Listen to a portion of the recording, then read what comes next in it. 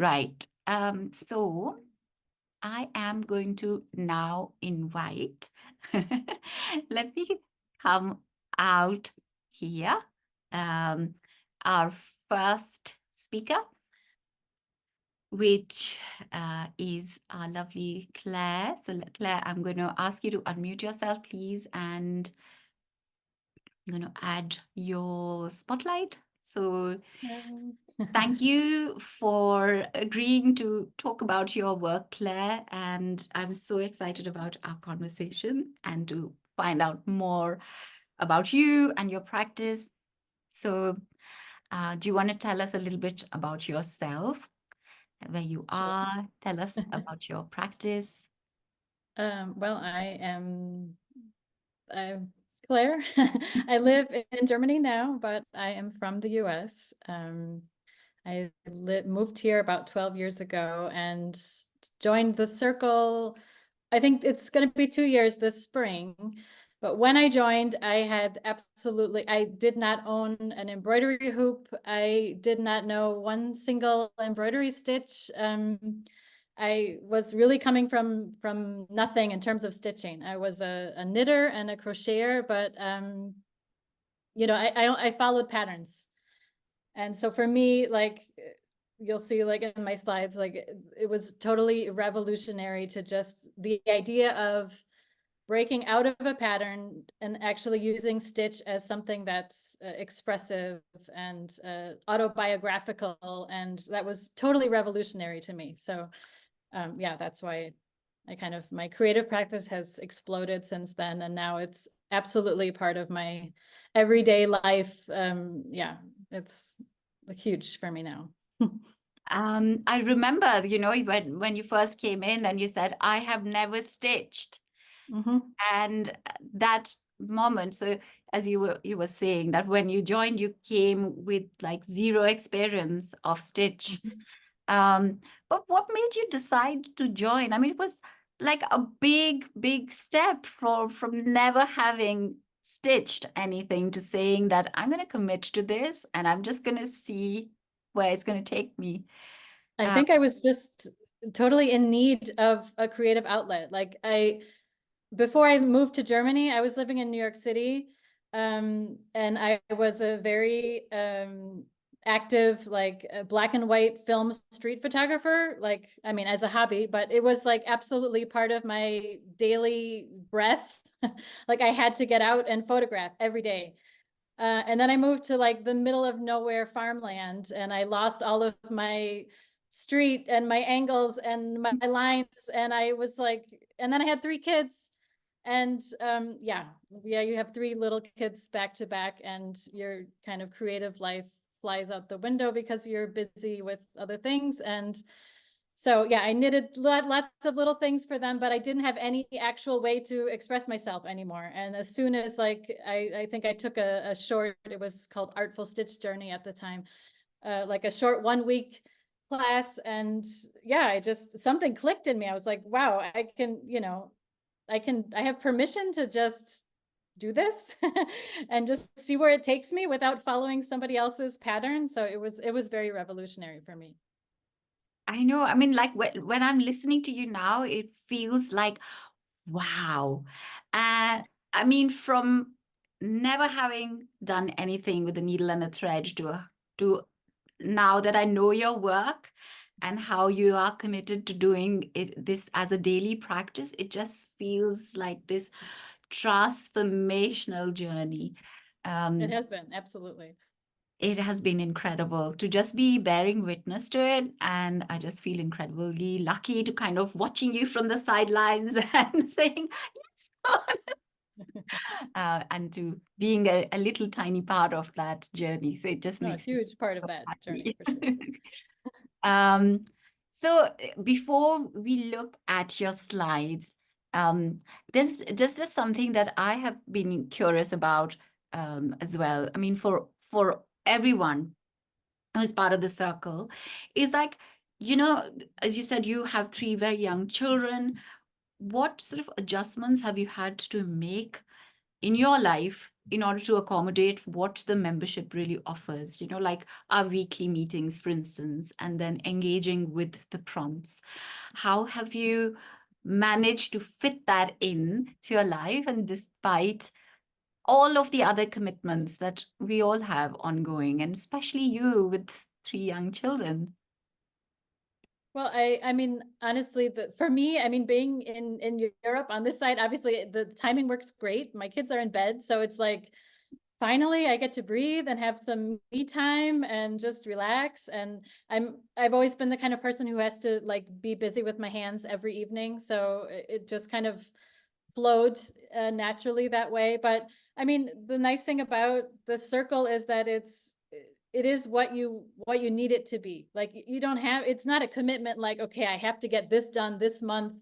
There's no musts. It's just, it meets you where you are, and whatever time you have, you give. And it's kind of just flows with whatever you have. There are some months when I get the prompts done, and there are others that I don't, and it's just kind of, it all fits. That was very much my intention. I mean, being a mother myself, I know how busy we are in our caregiving responsibilities, and I wanted the circle always to be a place of refuge and calm. This is like your friend who will always meet you where you are with zero expectations of why haven't you hung out with me? Right? And just always, always, always that restorative space that you come to and feel energized by, and then you kind of go back, and then you come back to center again. So Yeah. I couldn't have said it better. So Claire, let's look at your work. I've got some beautiful slides to share with everyone. So there is the first one. So talk to us a little bit more about your work and how you're kind of seeing how being part of this membership has benefited you and your practice.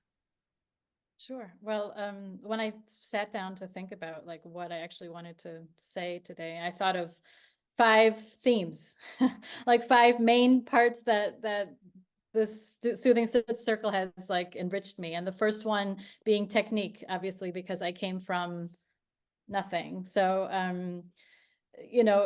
the amount of different stitches that we've learned, both of these stitches here, I've learned from you in the circle. And honestly, in what I usually do, typically, I think I use about 2 or 3 of the stitches. That, I mean, it's just what I gravitate to, but that's also okay, because sometimes, you do want to try something different. And even if you don't incorporate that into your everyday practice, it's still an amazing resource to have all of that, and to have all those recordings on the hub when just the other day I was looking up the colonial knots, and it's all there. So technique is a huge part of what I've learned here. That's right. I think, the grounding starts there, right? First, we've got to have the skills. And then once we have the skills, then we can use them to interpret our ideas. So it's great to hear that you're sort of starting to talk about your journey through the lens of technique first, and then what comes after. So it's like learning the alphabet and then Right. starting to form sentences. Right. So this was, I made this for my parents' 50th wedding anniversary. And it was during, my father is 91 and he lives across the ocean. So he couldn't, we couldn't be together for holidays and things. Their anniversary is a couple days after Christmas. And to be able to do this, so this is my hands and all of the hands of my kids, giving them hugs across the ocean. But I had been in the soothing stitch circle for, I don't know, maybe 6 months when I made this. And like, from someone who had never stitched before, like this was incredibly powerful for me to like be able to translate into, with thread and fabric, what I was feeling and what I wanted to express to my parents. So this was very powerful for me. And again, it's running stitch and chain stitch. I think there's like 2 stitches in there, but it's just about like the expression, the ability that you're able to express yourself through stitch was quite revolutionary for me. It is amazing. And I've always loved this imagery, something with hands, and yet it says so much more about emotions. It says so much about feelings. And of course, I'm partial to any circle on textiles. So it feels so evocative of what we are doing as well in the circle, right? Where all of these hands coming together. Um, I know this is for your family, but I could have easily borrowed this to represent Soothing Stitch Circle as well. So this is absolutely beautiful, and I was so thrilled to see this when you had shared it when you did. So let's look at the next one. This was, so the other theme was intention. And one thing that has been really powerful is that we usually do like a vision board at the beginning of the year, or think of a word for the year. And this was actually, I think the theme was mandalas at the end of the 2001, I guess it was. And so I stitched, actually, this circle is a mandala that has like written all of the intentions that I had for that year. And then I put it upside down. So it's a bit like, hiding it under my mattress, like as my secret wishes. But, just having like a thoughtful intention as part of your work, as part of what you're going to do for that year, has been very powerful for me. Last year, my word was story, and I made a commitment to make 52 stitched stories. And it's something that really, carried through for the whole year. And that was very powerful. I agree with you on that. When we make that vision board collectively, when we think about our word for the year collectively, and what happens, during the year, and then we always kind of keep returning to that, that kind of becomes our compass. And I love that we do this, and we've obviously just finished doing this in January. And to see it that there as a physical manifestation of our intentions is incredible. Are these, the little placket that you have, are these remnants from your own clothing, or is that from one of your Yes. family members? Yeah, there's all sorts of stuff in there, but yeah, there's my father's shirt in the corner, and on the back is a shirt I used to wear in my nights out in New York City. Yeah, there's a lot of like, I like to use meaningful fabric in my work. It just Yeah, somehow and makes it all makes the more kind of sentimental. and potent. Yeah. Mhm. Uh, Beautiful. Okay, tell us more about this. I mean, I'm someone who loves poetry and text, and anything that has text on, I'm really gravitated towards instinctively. So I loved this one. Yeah, I love text too. And another one of my favorite stitches that I learned from you is how to like use couching to make text that actually looks like handwriting, like very natural. So this was another like huge theme for me in Soothing Stitch Circle, and really which has been absolutely life-changing, is just this idea of permission. I still feel like weird saying it out loud, but to declare yourself like, okay, I am a practicing textile artist. Like I do this every day. This is part of my life. To be able to say that, I think, is hugely empowering, not only for me, but for my ancestors. Because I mean, my great grandmother, I mean, she would sit and crochet humongous tablecloths like every day of her life. That's what she did. My grandmother knitted. My mother like created things for everyone she knew. Like she just made things. Like it's just part of their lives. But no one ever thought that they were textile artists. Like that's just, women's work or whatever. It was always kind of something seen as craft or as something less than. Whereas, I mean, how empowering is it to actually say, these women sat down and made things with no patterns, with no, why is the fact that they were functional pieces or things that were wrapped around you make them any less than something, hanging in a gallery or so. So this was another huge part, I think, of the Soothing Stitch Circle, is just this idea of permission. Like you can tell your stories and you can tell them through stitch, and it's very empowering. that's a theme I think we return to again and again within the circle, right? We're also passionate about uh, giving textiles their due and our forebears, our foremothers their due, because I think we all come from families where we've known the women in our vicinity, in our family, in our extended circles, who have made things and who have made things without, you know, without ever saying that, here is this masterpiece and I'm making this for accolades. They've really made it as an expression of love. Right. And it has never been celebrated as such, right? It has never been given the accolades that it deserved. So I feel like we're kind of righting the balance a little bit. We're saying Absolutely. that, we are claiming this to be art as it rightfully should be, and we are taking the power back. We are starting to describe ourselves as artists, and the girls and women who are going to come, and boys who are going to come after us, can take comfort and confidence from the fact that, this is what we are doing. Mhm. So I find that incredibly empowering as well, and super, super exciting that we get to do this. Absolutely. Okay, so this was also very, very special. This, Uh, yes, very special. I so wish, and talk I just about it. sent these this morning. So I finished the piece this afternoon. So now I have finished photos. But Yeah. this was at the end of last year, we did a collaborative project, and my group, I was lucky enough to have 4 people in my group, so 3 other women.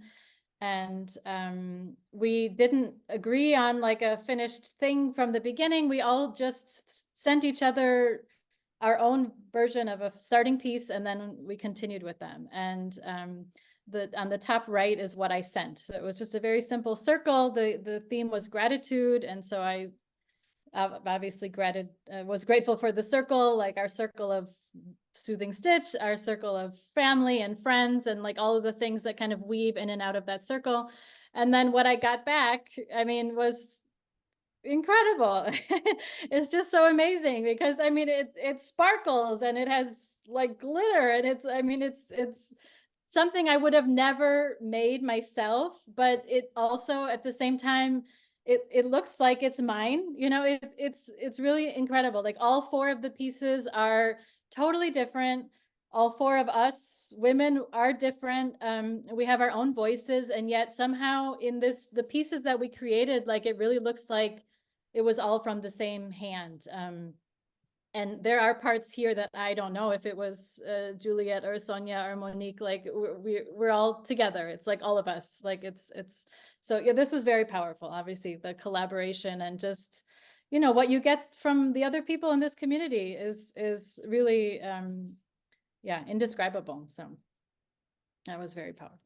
Oh, it was such a beautiful project. And I'm not just talking about the outcomes, because now we're starting to see everyone's outcomes, but the process of collaborating with another person who is geographically far away from you. You've not even met them, in person, but yet there is this idea of sisterhood. There's this idea of being in commune with them, uh, speaking the same language. Someone who cares about expressing their creativity, who cares about working with hands. For them, cloth means something more than just a material. I think just to be with people like that and to be making something together, how precious is that? Where in our life we get to do that. And in such a supportive way, right? I know everyone was so excited about this and they were like, yeah, let's do it. Yeah. This is what I love about our group. Everyone is just like willing to try things out. And this was kind of like a project, and my intention is to do this every year, and we just find different segues into it. This was, of course, gratitude, but we'll find another prompt for this year, and we will not do it near Christmas when the post is crazy. We will do this mid-year. Yeah. So this was an absolutely wonderful celebration of community, of creativity, but also curiosity, you know. Everyone was just curious to see what emerges, and they were Yeah. willing to say, yes, let's do this without knowing where we will get to, if we will even get to an outcome. So yeah, this was amazing. Claire, thank you for sharing this. I'm going to stop the slides here because I have a couple questions to ask of you. And this was firstly so beautiful just to kind of hear you say, hear you talk about your inspirations and how you approach this and the connection that Stitch offers to you with your own mother and grandmother. I mean, that is powerful stuff. Yeah, This totally. really, really, I mean, it's kind of like a reaffirmation of why we do what we do. Yeah. Uh, so, sorry, I'm coming back to my list of questions. So I know what I'm asking you. So I think for someone who is now considering joining us, you know, who wants to hear from you, what would you say to someone who's like at this threshold, whether I come in or not? Is there something you would like to share with that person? Sure, just do it. Yeah, I mean, I really can't think of anything that you wouldn't be positive from joining this experience. And I mean, as someone who also didn't come in from the beginning, I mean, it can always be intimidating to join a group that's, you know, already in existence. But we've had a lot of members, I mean, who came in even after me, and they're absolutely like integral parts of the community. Like, yeah, it's a place where you're just always supported, and you can get help for things that you need, and um yeah, there really are no drawbacks at all. I mean, it's just a wonderful place to be. Thank you, Claire. Thank you for that. And I am so excited to see how your work is unfolding. And I'm sure will continue to kind of unfold in more magical ways. And we're all here to support you and root for you. So fantastic, really, really seeing your work and hearing you speak about your work so eloquently. Thanks Thank for you that. so much.